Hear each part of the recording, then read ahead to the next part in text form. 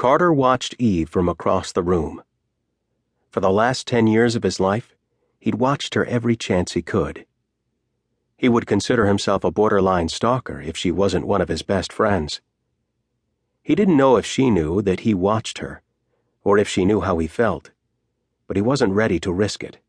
Yet.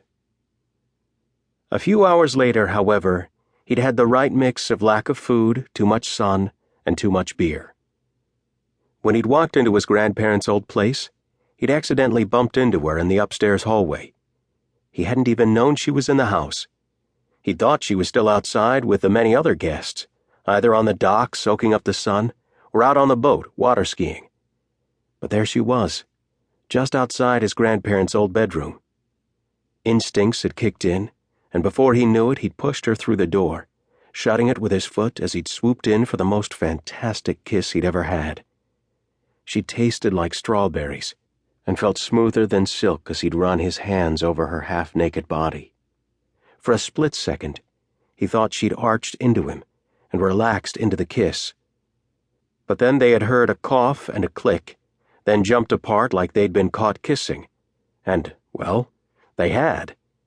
By one of Eve's best friends, Susan. For the next week, Carter hadn't known how to approach her, or what to say. Did he say anything, or act like nothing had happened? When he had finally approached her, she looked at her feet and told him she was getting married to her longtime boyfriend, Steve. His heart had been broken. That night he'd gone out with Mitch, his other best friend, and over their second pitcher of beer, they'd come up with a business plan that had rocketed them to the big times. The next years of his life were a blur. He and Mitch spent all their time building their ad agency, Kovich and Edwards Agency, into a multi-million-dollar business.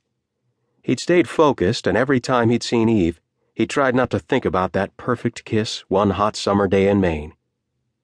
But when Carter had walked into his office a few years later to see Eve crying and sitting next to Mitch, he'd realized he had one more chance at happiness.